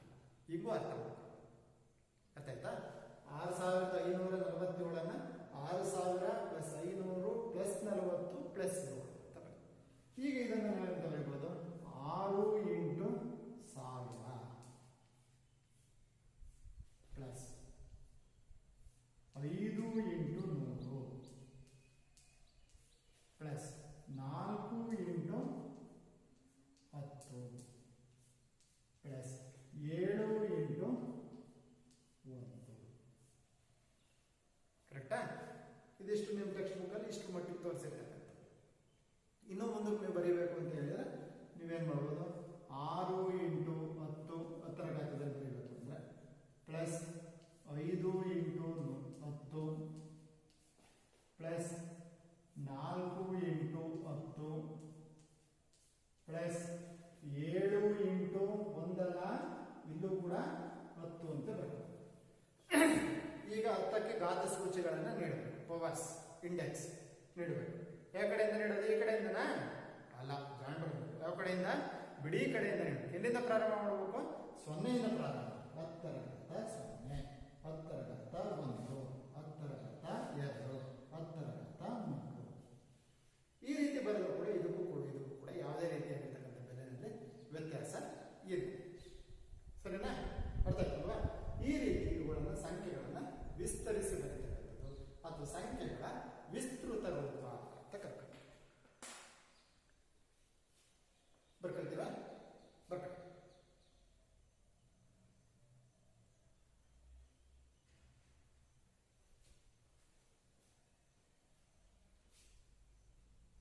ಈ ರೀತಿ ನೀವೇನೆ ನಿಮ್ಮ ಟೆಕ್ಸ್ಟ್ ಬುಕ್ ಅಲ್ಲಿ ಇರ್ತಕ್ಕಂಥ ಸಾಕಷ್ಟು ಲೆಕ್ಕಗಳಿದಾವೆ, ಅವುಗಳನ್ನು ಹಾಕಿ ಅಥವಾ ನೀವೇ ನಿಮಗೆ ಇಚ್ಛೆ ಬಂದಂತ ಒಂದು ಸಂಖ್ಯೆನ ಮನಸ್ಸಿನಲ್ಲಿ ಇರ್ತಕ್ಕಂಥ ಸಂಖ್ಯೆ ಹಾಕೊಂಡು ಅವುಗಳನ್ನ ಈ ವಿಸ್ತೃತ ರೂಪದಲ್ಲಿ ಬರೀತಕ್ಕಂಥ 5 ಲೆಕ್ಕಗಳನ್ನ ನೀವು ಮಾಡಿರ್ಬೇಕು. ವಿದ್ಯಾಗಮ ತರಗತಿಗೆ ಬಂದಾಗ ನಾನು ಕೇಳ್ತೀನಿ, ತೋರಿಸ್ಬೇಕು. ಅಥವಾ ಇಲ್ಲೇ ನಾನೇ ಬೇಕಾದ್ರೆ ಕೊಡಿ ಸರ್ ನೀವೇ ಲೆಕ್ಕನ ಅಂತ ಹೇಳಿ ನಾನೇ ಕೊಡ್ತೀನಿ. 2500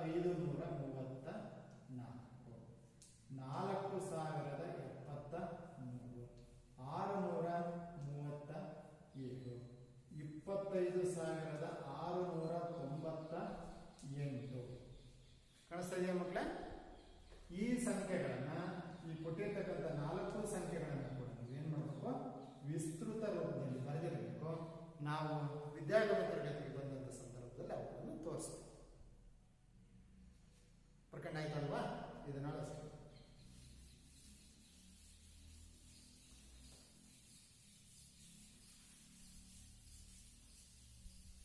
ಈಗ ಜನರಲ್ ಆಗಿ ಬರೀಬಹುದು ಬೇಕಾದ್ರೆ ಮಕ್ಕಳೇ. ಸುಮ್ಮನೆ ಉದಾಹರಣೆಗೆ ABC ಅಂತ ಇದೆ, ABC. ಇದನ್ನು ಕೂಡ ನಾವು ವಿಸ್ತೃತ ರೂಪದಲ್ಲಿ ಬರೀಬಹುದು. ಅಂದ್ರೆ 3 ಅಂಕಿಯ ಸಂಖ್ಯೆ. ಇದು ಬಿಡಿ ಸ್ಥಾನದಲ್ಲಿ ಇರೋದ್ರಿಂದ 7 × 100 plus B × 10 plus C × S correct, C × 1. ಇದನ್ನು ಮತ್ತೆ ಇದು ಮಾಡಿ 100 × A 100A plus 10 × B 10B plus 1 × C 1C ಅಥವಾ C. ಈ ರೀತಿಯನ್ನು ಕೂಡ ನಾವು ವಿಸ್ತೃತ ರೂಪದಲ್ಲಿ ಬರೀತೀವಿ. ಇದು ಜನರಲೈಸ್ ABC ಅಂತ 3 ಅಂಕಿಯ ಸಂಖ್ಯೆಗಳನ್ನು ವಿಸ್ತರಿಸಿ ಬರೀತಕ್ಕಂಥ ಕ್ರಮ ಈ ರೀತಿಯಲ್ಲಿ. ಗೊತ್ತಾಯ್ತಾ ಮಕ್ಕಳೇ?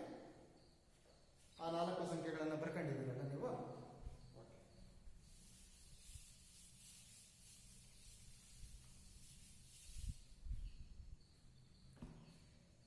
ಈಗ ಹಾಗಾದ್ರೆ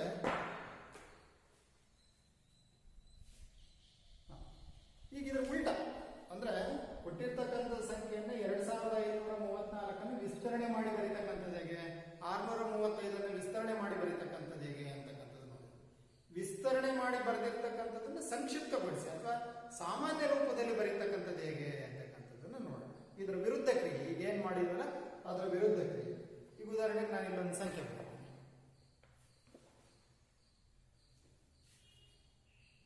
100 × 5 ಪ್ಲಸ್ 10 × 8 ಪ್ಲಸ್ 1 × 9 ಅಂತ ಸಂಖ್ಯೆ. ಅಥವಾ ನಿಮಗೆ ಕನ್ಫ್ಯೂಷನ್ ಆಗುತ್ತೆ ಅಂದ್ರೆ ಬೇಕಾದ್ರೆ ಬ್ರಾಕೆಟ್ ಪ್ಲಸ್ಗಳಂದ್ರೆ ಬ್ರಾಕೆಟ್. ಇದನ್ನ ಈ ತರ ಸಂಖ್ಯೆಯನ್ನು ಕೊಟ್ಬಿಟ್ಟು ಅವ್ರು ಹೆಂಗ್ ಕೇಳ್ತಾರೆ, ಸಾಮಾನ್ಯ ರೂಪದಲ್ಲಿ ಬರೆಯಿರಿ.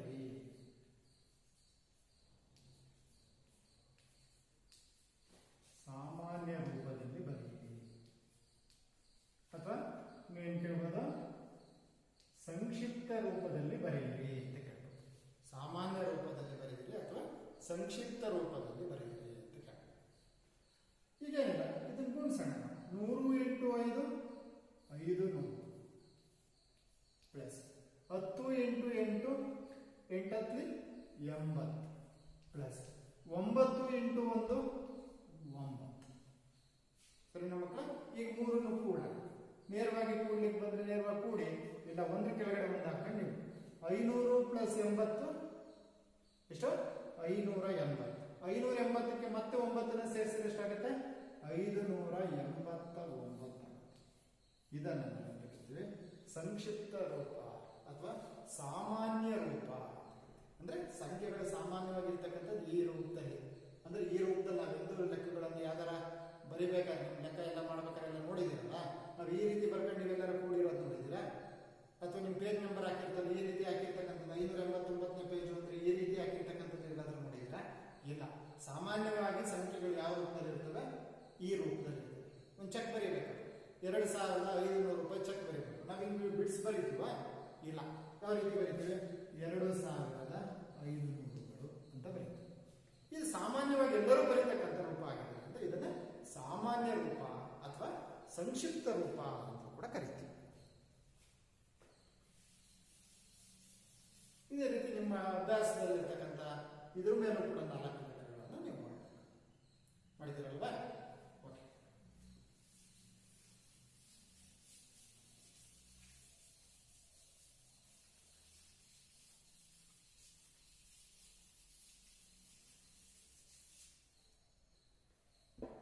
ಇನ್ನೊಂದು ಮಾಡ್ಬೇಕಾ? ಸಂಕ್ಷಿಪ್ತ ರೂಪದಲ್ಲಿ ಬರೀತಕ್ಕಂಥದ್ದು ಇನ್ನೊಂದು ನೀವೊಂದು ಮಾಡ್ತೀರಾ? ಓಕೆ ನೋಡಿ, 1000 × 6 ಪ್ಲಸ್ 100 ×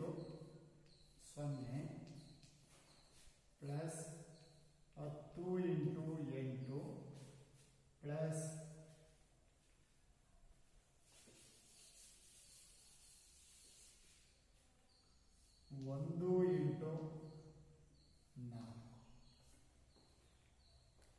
ಮಾಡಿದ್ರೆ ನೀವು ಮಾಡಿ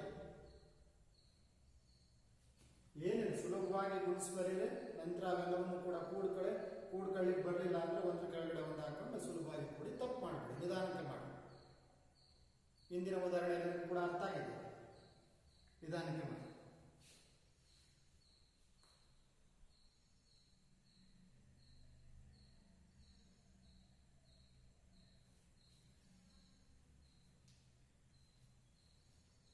ಮಾಡ್ತಾ ಇದ್ದೀನಿ.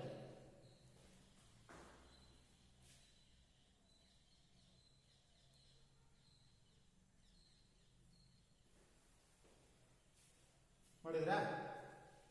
ಓಕೆ, ಮಾಡೋಣ. ನಾನು 1000 ಇಂಟು 6 ಅಂದ್ರೆ 1000ವನ್ನು 6ರಿಂದ ಗುಣಿಸಿದ್ರೆ 6000 ಬಂತು, ಹೌದಾ?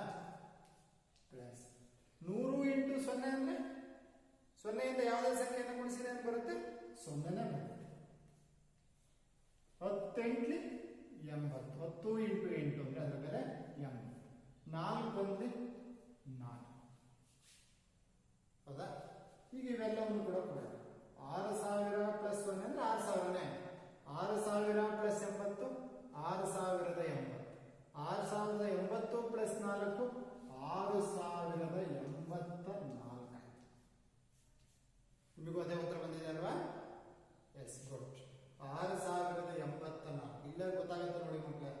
ಅಂದ್ರೆ 100ರ ಸ್ಥಾನದಲ್ಲಿ 0 ಇದೆ ಅಂತಂದ್ರೆ 100ರ ಸ್ಥಾನದಲ್ಲಿ ಏನು ಇಲ್ಲ ಅಂತ. ಅಂದ್ರೆ 100 ನೋಟ್ ನಮ್ಮ ಹತ್ರ ಯಾವುದೂ ಇಲ್ಲ ಅಂತ ನೋಡಿ. 100ರ ಜಾಗದಲ್ಲಿ ಏನು ಇಲ್ಲ, 0 ಇದೆ. ಇದನ್ನ 6084 ಅಂತ ಕರೀತಾರೆ.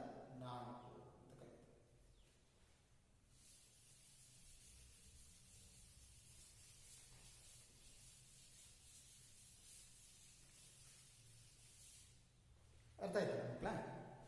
ಈಗ ನಾವು ಇದುವರೆಗೂ ಏನೇನು ತಿಳ್ಕೊಂಡ್ವಿ? ನೀವು ಸಂಖ್ಯೆಗಳ ಜೊತೆಗೆ ಯಾವ ರೀತಿ ಆಟ ಆಡ್ತಕ್ಕಂಥದ್ದು, ಹಾಗೆ ಕೊಟ್ಟಿರ್ತಕ್ಕಂಥ ಸಂಖ್ಯೆಗಳನ್ನು ವಿಸ್ತೃತ ರೂಪದಲ್ಲಿ ಅಂದರೆ ವಿವರಣಾತ್ಮಕವಾಗಿ ಹೇಗೆ ಬರೀತಕ್ಕಂಥದ್ದು, ಕೊಟ್ಟಿರ್ತಕ್ಕಂಥ ಲೆಕ್ಕವನ್ನು ಸಂಕ್ಷಿಪ್ತ ರೂಪದಲ್ಲಿ ಅಂದರೆ ಸಾಮಾನ್ಯ ರೂಪದಲ್ಲಿ ಕೂಡಿಸಿ ಹೇಗೆ ಬರೀತಕ್ಕಂಥದ್ದು ಅಂತಕ್ಕಂಥ 3 ಅಂಶಗಳ ಬಗ್ಗೆ ನಾವು ಪರಿಚಯ ಮಾಡ್ಕೊಂಡಿದ್ದೀವಿ. ಈಗ ನಾನು ನಿಮಗೆ 3 ರೀತಿಯಲ್ಲೂ ಹೋಮ್ವರ್ಕ್ ಕೊಟ್ಟಿದ್ದೀನಿ. ಯಾವ್ಯಾವ ರೀತಿ ಸಂಖ್ಯೆಗಳ ಜೊತೆಗೆ ಆಟ ಆಡಬಹುದು ಅಂತಕ್ಕಂಥದಕ್ಕೆ ಒಂದೆರಡು ಉದಾಹರಣೆಗಳನ್ನು ಕೊಡಬೇಕು. ವಿಸ್ತೃತ ರೂಪದಲ್ಲಿ 4 ಲೆಕ್ಕಗಳನ್ನು, ಹಾಗೆ ಸಂಕ್ಷಿಪ್ತ ರೂಪದಲ್ಲಿ 4 ಲೆಕ್ಕಗಳನ್ನು ಮಾಡ್ತಕ್ಕಂಥದ್ದನ್ನು ನೀವು ಮಾಡಿಬಿಟ್ಟು ನಾವು ವಿದ್ಯಾಗಮ ತರಗತಿಗೆ ಬಂದಂಥ ಸಂದರ್ಭದಲ್ಲಿ ನೀವು ಹೇಳಬೇಕು. ಈಗ ನೀವೆಲ್ಲ 6ನೇ ಕ್ಲಾಸಲ್ಲಿ ಇದ್ದಂಥ ಸಂದರ್ಭದಲ್ಲಿ ನೀವೆಲ್ಲರೂ ಕೂಡ ನವೋದಯ ಪರೀಕ್ಷೆ ಬರೆದಿದ್ದೀರಿ, ಹೌದಾ ಮಕ್ಕಳ? ಬರೆದಿದ್ದೀರಲ್ವಾ? ನವೋದಯ ಪರೀಕ್ಷೆ ಬರೆದಿದ್ದೀರಿ. ಆ ನವೋದಯ ಪರೀಕ್ಷೆನಲ್ಲಿ ನೀವು ಕೆಲವು ಮೆಂಟಲ್ ಎಬಿಲಿಟಿ ಅಂದರೆ ಮಾನಸಿಕ ಬೌದ್ಧಿಕ ಸಾಮರ್ಥ್ಯ ಅಂತಕ್ಕಂಥದ್ರ ಮೇಲೆ ಕೆಲವು ಲೆಕ್ಕಗಳನ್ನು ಮಾಡಿದ್ದೀರಿ. ಅದು ಏನಿರುತ್ತಪ್ಪ ಅಂತ ಲೆಕ್ಕಗಳಿಗೆ ಈಗ ಉದಾಹರಣೆಗೆ 5 plus P is equal to 9 ಅಂತ ಕೇಳಿದ್ರೆ ಈ ಲೆಕ್ಕದಲ್ಲಿ ಪಿಯ ಬೆಲೆ ಏನು ಅಂತ ಕೇಳಿರ್ತಾರೆ. ಪಿಯ ಬೆಲೆ ಏನು ಅಂತ ಕೊಟ್ಟಿರ್ತಾರೆ. ಅಥವಾ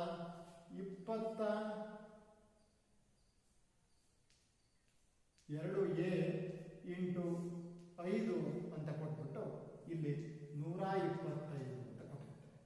ಇಲ್ಲಿ ಎಯ ಬೆಲೆ ಏನು ಅಂತಕ್ಕಂಥದ್ದನ್ನು ಕೇಳಿರ್ತಾರೆ. ಎಯ ಬೆಲೆ ಏನು ಅಂತಕ್ಕಂಥದ್ದು ಕೇಳಿ ಇಲ್ಲಿ ಸಂಖ್ಯೆ ಬರಬೇಕಿತ್ತಿಲ್ಲ. 5ರ ಜೊತೆಗೆ ನಾವು ಪಿ ಕೂಡ್ಲಿಕ್ಕೆ ಸಾಧ್ಯ ಇಲ್ಲ, ನಿಮಗೆ ಗೊತ್ತಿದೆ. ನಿಮಗೆ ಇಲ್ಲೊಂದು ಸಂಖ್ಯೆ ಬರಬೇಕಿತ್ತು. ಸಂಖ್ಯೆಯ ಬದಲಾಗಿ ಬೇರೆ ಒಂದನ್ನು ಸೂಚಿಸಿದ್ದಾರೆ, ಪಿ ಅಂತಕ್ಕಂಥದ್ದನ್ನು ಸೂಚಿಸಿದ್ದಾರೆ. ಹಾಗಾಗಿ ಪಿ ಅನ್ನು ನಾವೇನಂತ ಕರಿತೀವಿ? ಸಂಖ್ಯಾ ಸೂಚಕ ಅಂತ ಕರಿತೀವಿ. ಅಥವಾ ಆಲ್ಫಾಬೆಟ್ ಅನ್ನು ಸೂಚಿಸಿರೋದ್ರಿಂದ ಇದನ್ನ ಆಲ್ಫಾ ಸೂಚಕ ಅಂತ ಕರಿತೀವಿ. ಎಂತ ಕರಿತೀವಿ? ಆಲ್ಫಾ ಸೂಚಕ. ಆಲ್ಫಾಬೆಟ್ಸ್ ಅನ್ನು ಹಾಕಿರೋದ್ರಿಂದ ಆಲ್ಫಾ ಸೂಚಕ ಸಮಸ್ಯೆಗಳು, ಆಲ್ಫಾ ಸೂಚಕಗಳು ಅಂತ ಕರಿತೀವಿ.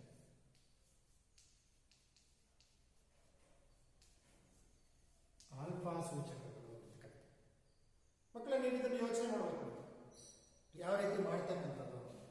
ಹಾಗಾದ್ರೆ ನೀವು ಸುಲಭವಾಗಿ ಹೇಳ್ತೀರಾ, 5ಕ್ಕೆ ಯಾವ ಸಂಖ್ಯೆಯನ್ನು ಕೂಡಿದ್ರೆ 9 ಬರುತ್ತೆ.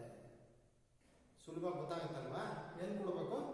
S, very good. 4 ಕೂಡಬೇಕು. ಅಂದ್ರೆ ಪಿ ಯ ಜಾಗದಲ್ಲಿ ಏನ್ ಹಾಕ್ಬೇಕು? 4 ಹಾಕಿದ್ರೆ 5 ಪ್ಲಸ್ 4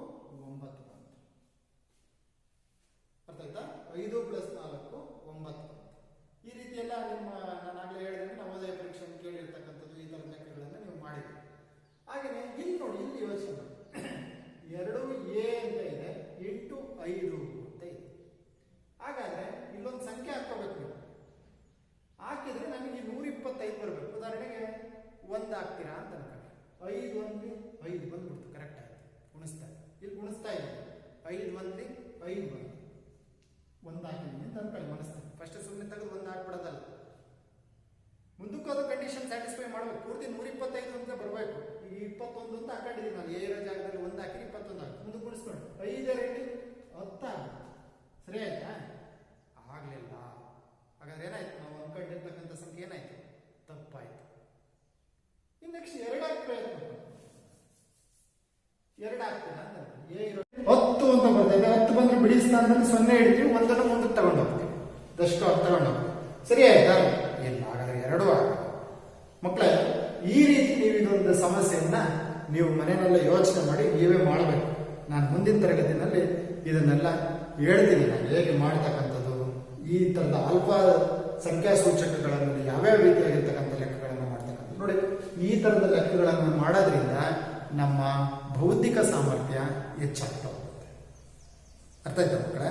ಸೊ ಹಾಗಾಗಿ ನಾವಿವತ್ತು ಗಣಿತದಲ್ಲಿ ಒಂದು ವಿಶೇಷವಾಗಿರ್ತಕ್ಕಂಥ ಪಾಠವನ್ನು ಕಲ್ತ್ಕೊಂಡಿದ್ದೀವಿ. ಅದು ಯಾವುದಪ್ಪ ಅಂದ್ರೆ ಸಂಖ್ಯೆಗಳೊಂದಿಗೆ ಆಟ. ಅದರಲ್ಲಿ ನಾವು ಸಂಖ್ಯೆಗಳ ಜೊತೆ ಯಾವ್ಯಾವ ರೀತಿಯೆಲ್ಲ ಆಟ ಆಡ್ಬೋದು ಅನ್ನೋದಕ್ಕೆ ಕೆಲವು ಉದಾಹರಣೆಗಳನ್ನು ಕೊಟ್ಟಿದ್ದೀನಿ. ನೀವು ನನಗೆ ಆ ರೀತಿಯಾಗಿರ್ತಕ್ಕಂಥ ಉದಾಹರಣೆಗಳನ್ನು ನೋಡ್ಬೋದು. ಹಾಗೆಯೇ ನೀವು ದಿನನಿತ್ಯ ಪೇಪರ್ ಓದಕ್ಕಂಥವ್ರಿಗೂ ಗೊತ್ತಿರುತ್ತೆ, ಸುಡುಕುಗಳು ಅಂತ ಬರುತ್ತೆ, ಗೊತ್ತಿದೆ ಅಲ್ವಾ? ಬಾಕ್ಸ್ ಕಾಲಮ್ಗಳಿರುತ್ತೆ ಈ ರೀತಿಯಲ್ಲಿ. ಈಗ 9 ಕಾಲಮ್ ಇರುತ್ತೆ, ಈ ರೀತಿಯಾಗಿರ್ತಕ್ಕಂಥ 9 ಕಾಲಮ್ ಇರುತ್ತೆ. ಈ 9 ಕಾಲಮ್ನಲ್ಲಿ ಮತ್ತೆ 3 ಕಾಲಮ್ ಸೇರಿಸ್ಬಿಟ್ಟು 1 ಮಾಡಿರ್ತಾನೆ. ಇಲ್ಲಿ ಡಾರ್ಕ್ ಮಾಡ್ಕೊಂಡಿರ್ತಾನೆ. 1ರಿಂದ 9ರವರೆಗೆ ಇರುವ ಸಂಖ್ಯೆಗಳನ್ನು ತುಂಬ್ತಾ ಹೋಗ್ಬೋದು. ಇಲ್ಲಿ 9 ಇರುತ್ತೆ, ಇಲ್ಲಿರುತ್ತೆ, ಇಲ್ಲಿರುತ್ತೆ. 9 81 ಕಾಲಮ್ ಇರುತ್ತೆ. ಈ ಬಾಕ್ಸ್ ಅಲ್ಲಿ ಬಂದಿರತಕ್ಕಂಥ 1ರಿಂದ 9ರವರೆಗಿನ ಸಂಖ್ಯೆ ರಿಪೀಟ್ ಆಗಬಾರ್ದು. ಮತ್ತೆ ಇಡೀ ಈ ಲೈನಲ್ಲೂ ಬರಬಾರ್ದು, ಅಡ್ಡ ಸಾಲಲ್ಲೂ ಬರಬಾರ್ದು, ಕಂಬ ಸಾಲಲ್ಲೂ ಬರಬಾರ್ದು. ಆ ರೀತಿ ತುಂಬಿ ಅಂತ ನೋಡಿ. ನಿಮ್ಮ ಬೇರೆ ಆಟಗಳನ್ನ ಆಡೋದ್ರಿಂದ ಏನ್ ಜಾಸ್ತಿ ಆಗುತ್ತೆ? ಬೌದ್ಧಿಕ ಸಾಮರ್ಥ್ಯ ಜಾಸ್ತಿ ಆಗುತ್ತೆ. ಸಾರಿ, ದೈಹಿಕ ಸಾಮರ್ಥ್ಯ ಜಾಸ್ತಿ ಆಗುತ್ತೆ. ಇಲ್ಲಿ ಫೀಲ್ಡ್ ಅಲ್ಲಿ ಆಟ ಆಡೋದ್ರಿಂದ. ನಮ್ಮ ಗಣಿತದ ಆಟಗಳನ್ನ ಆಡೋದ್ರಿಂದ ಈ ರೀತಿ ಸುಡುಕುಗಳನ್ನ ನೀವು ತುಂಬಲಿಕ್ಕೆ ಪ್ರಯತ್ನ ಪಡಿ. ಎಷ್ಟು ಹೊತ್ತು ಸಮಯ ಬೇಕಾಗುತ್ತೆ ಗೊತ್ತು. ಬೇಜಾರಾಗುತ್ತೆ, ಕುತ್ಕೊಂಡು ಬೇಜಾರಾಗುತ್ತೆ ಅಂತ ಮನೆಯಲ್ಲಿ ಅಮ್ಮರಿಗೆ ತೊಂದರೆ ಕೊಡ್ತಾ ಇರ್ತೀರ ನೀವು. ಅದ್ರ ಬದಲಿ ನಿಮ್ಮ ಮನೆ ಪೇಪರ್ ಅಲ್ಲ, ಅಕ್ಕಪಕ್ಕದ ಮನೆಯಲ್ಲಿ ಇರ್ತಕ್ಕಂಥ ಪೇಪರ್ ಅನ್ನು ತಗೊಂಡು ದಿನನಿತ್ಯ ಸುಡುಕು ಇರುತ್ತೆ, ಆ ಸುಡುಕು ತಗೊಂಡು ನೀವು ತುಂಬಲಿಕ್ಕೆ ಪ್ರಯತ್ನ ಪಡಿ. ಅದರಲ್ಲಿ ಇರ್ತಕ್ಕಂಥ ಕಂಡೀಷನ್ ಅನ್ನು ನೋಡಿ ತುಂಬಲಿಕ್ಕೆ ಪ್ರಯತ್ನ ಪಡಿ. ನೋಡಿ, ಗಂಟೆ ತಗೊಳುತ್ತೆ. ನೀವೀಗ 1 ಗಂಟೆ ತಗೊಂಡಿದ್ದು ಅಥವಾ 2 ಗಂಟೆ ತಗೊಂಡಿದ್ದು ಸಮಯ ಹೋಗಿದ್ದೇ ಗೊತ್ತಾಗೋದಿಲ್ಲ, ಜೊತೆಗೆ ಖುಷಿ ಆಗುತ್ತೆ ನಿಮಗೆ. ಹಾಗಾಗಿ ಈ ತರದ ಆಟಗಳನ್ನ ನೀವು ಆಡಬೇಕು. ಈ ತರದ ಸುಡುಕುಗಳನ್ನು ತುಂಬಲಿಕ್ಕೆ ಪ್ರಯತ್ನ ಪಡಬೇಕು. ನೀವೆಲ್ಲರೂ ಕೂಡ ಪ್ರಯತ್ನ ಪಡ್ತೀರಾ ಅಂತ ತಿಳ್ಕೊಂಡಿದ್ದೀನಿ. ನೀವೆಲ್ಲರೂ ಕೂಡ ಮನೆಯಲ್ಲಿ ಕ್ಷೇಮವಾಗಿರಿ, ಎಲ್ಲೂ ಕೂಡ ಅನಗತ್ಯವಾಗಿ ಹೊರಗೆ ಹೋಗಬೇಡಿ ಅಂತ ಹೇಳ್ತಾ ಈ ಪಾಠವನ್ನು ಇವತ್ತು ಮುಗಿಸ್ತಾ ಇದ್ದೀನಿ. ನಾಳೆ ದಿನ ನಮ್ಮ ಮುಂದಿನ ತರಗತಿಯಲ್ಲಿ ಸಂಖ್ಯಾ ಸೂಚಕಗಳ ಬಗ್ಗೆ ಅಥವಾ ಆಲ್ಫಾ ಸೂಚಕಗಳ ಬಗ್ಗೆ ಏನಿದೆ, ಆಲ್ಫಾ ಸೂಚಕಗಳ ಬಗ್ಗೆ ಇನ್ನೂ ಹೆಚ್ಚಿನ ಸಮಸ್ಯೆಗಳನ್ನು ಬಿಡಿಸೋಣ. ವಂದನೆಗಳು ಮಕ್ಕಳೇ, ಎಲ್ಲರೂ ಕ್ಷೇಮವಾಗಿರಿ. Thank you.